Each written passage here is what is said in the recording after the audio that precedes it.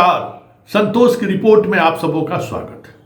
और आज हम बात संतोष की रिपोर्ट में करने जा रहे हैं बिहार के उस राजनीतिक बदलाव की या उस घटनाक्रम की जिस घटनाक्रम ने अचानक पूरे बिहार की राजनीति को ही कह सकते हैं कि एक खास डायमेंशन में लाकर खड़ा कर दिया है। यह संयोग नहीं हो सकता है।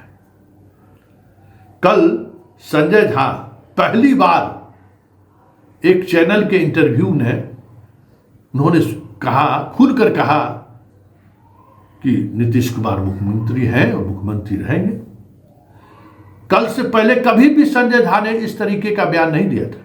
कई मर्तबे उनसे पूछता क्या कि उनके नेतृत्व में चुनाव लड़ा जाएगा, वही उन्हीं का नेतृत्व सबको स्वीकार है, लेकिन मुख्यमंत्री कौन होगा, आज है वो कल रहेंगे कि नहीं रहेंगे, उस पर पहली बार कल संकेत में ही सही चुप्पी उन्होंने तोड़ा है। और जिस वक्त संजय झा का इंटरव्यू चल रहा था, ठीक उसी वक्त पटना में सम्राट चौधरी से मीडिया ये सवाल कर रही है कि चिराग पासवान का एक बैनर चल रहा था, भाई अगला मुख्यमंत्री चिराग जैसा हो, उसी के लेकर एक सवाल हुआ। तो उन्होंने कहा कि यहां तो कोई वैकेंसी ही नहीं है। तो पहले जरा सम्राट चौधरी का वो बयान सुन लीजिए, क्योंकि जिस वक्त सम्राट चौधरी पटना में मीडिया को संबोधित कर रहे थे, उससे कुछ घंटे बाद ही चिराग दरभंगा में मीडिया के सवालों का जवाब देते हुए उन्होंने कह दिया कि बिहार में वैकेंसी कहाँ है, यहाँ तो मुख्यमंत्री नीतीश कुमार हैं, मुख्यमंत्री नीतीश कुमार रहेंगे। इसमें इफ वट का सवाल कहाँ उत्पन्न होता है।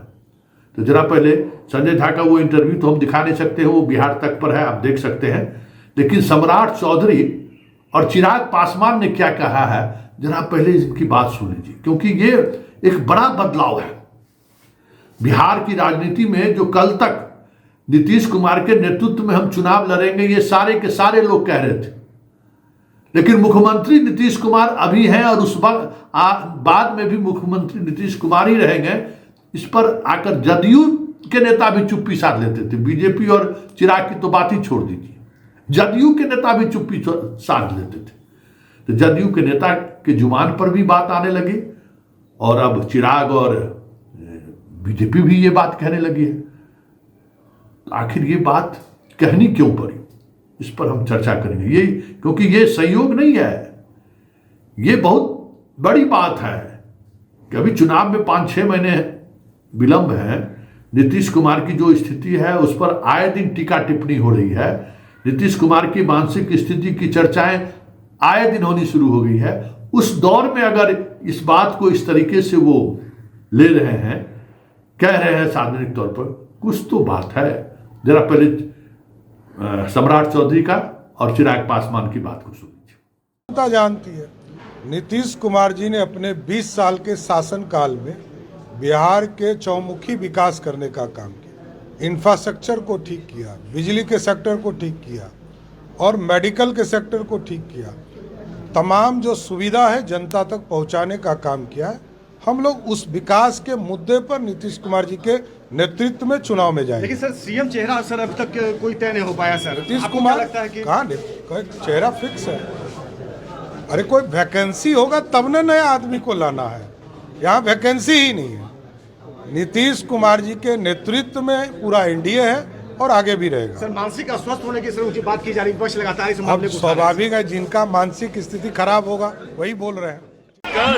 एक मजबूत एनडीए की सरकार जिसका नेतृत्व मुख्यमंत्री नीतीश कुमार जी कर रहे होंगे, जिसकी सोच एक विकास की सोच मेरे प्रधानमंत्री आदरणीय नरेंद्र मोदी जी की सोच वाली सरकार बिहार चुनाव के बाद, परिणामों के बाद एक मजबूत एनडीए की सरकार बनने जा रही है, ये पूरा विश्वास है मुझे।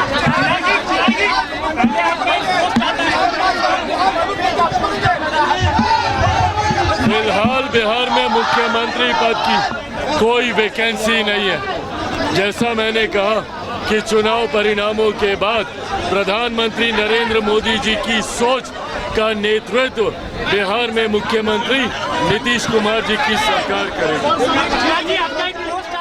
इस तरीके की बात पहले कभी आपने सुना था क्या? बीजेपी के नेता और चिराग इस तरीके से कभी आपने बोलता हुआ सुना था क्या? और आज मुख्यमंत्री से उनकी मुलाकात होती है और आधे घंटे तक चिराग पासवान मुख्यमंत्री के साथ रहते हैं। उस दौरान मुख्यमंत्री के चेहरे पर वो हंसी भी पहली बार ही देखने को मिला चिराग को लेकर, और चिराग भी वजह जो भी हो मुस्कुराता हुआ तस्वीर खिंचाने को मजबूर है, लेकिन दिख रहा है। इसकी वजह क्या है कि आखिर अचानक ऐसा क्या हुआ कि नीतीश को नेता मानने के लिए ये सारे लोग मजबूर हो गए? क्योंकि अभी तक तो खेल यही हो रहा था ना कि चुनाव के बाद जो है नीतीश कुमार फिनिश है। आखिर इसकी वजह क्या है, क्यों ये बड़ा बदलाव हुआ? तो जानकार बताते हैं कि पहलगाम की घटना के बाद ऑपरेशन सिंदूर के बावजूद मोदी के ग्राफ में बढ़ाव होने के मतलब मोदी का ग्राफ ऊपर चढ़ेगा ऐसे लोग सोच रहे थे, लेकिन मोदी का ग्राफ लगातार गिर रहा है। और 2 दिन पहले ही एक बिहार को लेकर सर्वे रिपोर्ट आई है, जिस सर्वे रिपोर्ट में कहा गया है कि 140 से लेकर 150 के बीच एनडीए चुनाव सीट जीत सकती है। मतलब बहुत ही क्लोज कंटेस्ट है, और यहां नरेंद्र मोदी फैक्टर उस तरीके से मजबूती से काम नहीं कर रहा है। मतलब 140 से 150 के बीच एनडीए सभी घटक दल अगर साथ मिलकर चुनाव लड़ते हैं तब, मतलब नीतीश को लेकर या फिर बीजेपी को लेकर कहीं न कहीं कुछ न कुछ चीजें धरातल पर चल रही है।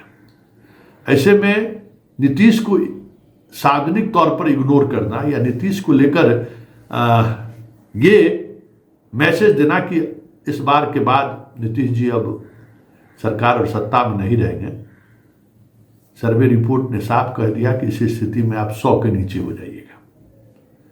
बहुमत तो छोड़ दीजिए, सारी पार्टियां आप 100 के नीचे आ जाएंगे और फिर महागठबंधन को सरकार बनाने से कोई रोक नहीं सकता, क्योंकि नीतीश के वोटर में इस बात को लेकर द्वंद्व है कि चुनाव के बाद नीतीश कुमार मुख्यमंत्री रहेंगे कि नहीं रहेंगे।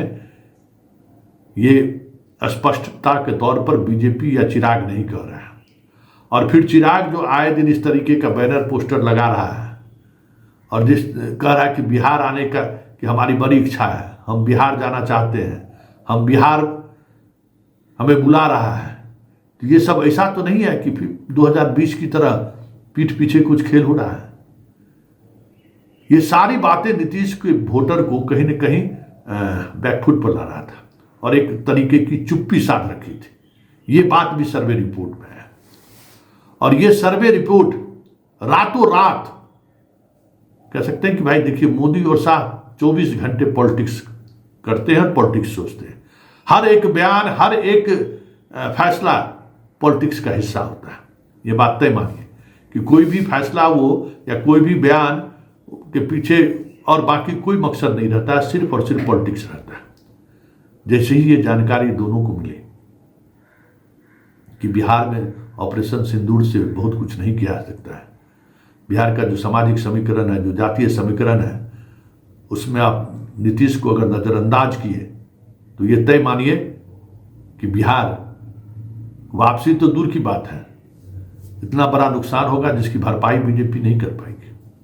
फिर क्या था, चिराग पर भी दबाव बना। कल ही चिराग ने पूरा होर्डिंग लगवाया था, चिराग पर भी दबाव पड़ा और बीजेपी को भी कहा गया और संजय झा से भी बात होगी कि अब आप गो हेड, अब आप नीतीश के लिए इस तरीके का बयान देना शुरू करिए, क्योंकि बीमार होने की खबर तो आ ही रही है। नीतीश कुमार को एक तरीके से कैद कर रखा गया है, ये भी उनके बीच ये संवाद पहुंचना शुरू हो ही गया था कि भाई नीतीश कुमार का कुछ मतलब उस स्थिति में नहीं है, और उसमें अगर इस तरीके की बात जमीन तक उतरना शुरू हो गया तो फिर वापसी की बात तो बहुत मुश्किल है। महागठबंधन का सरकार बननी तय हो जाएगी। तो कहीं ना कहीं वही डर, देखिए राजनीति में डर बहुत बड़ी चीज होती है, और आज के तारीख में शाह और मोदी जैसा पॉलिटिशियन, मतलब गणना करने वाले पॉलिटिशियन, कहाँ हमको नफा नुकसान क्या हो सकता है, अभी दूसरा दूर दूर तक कोई नहीं है।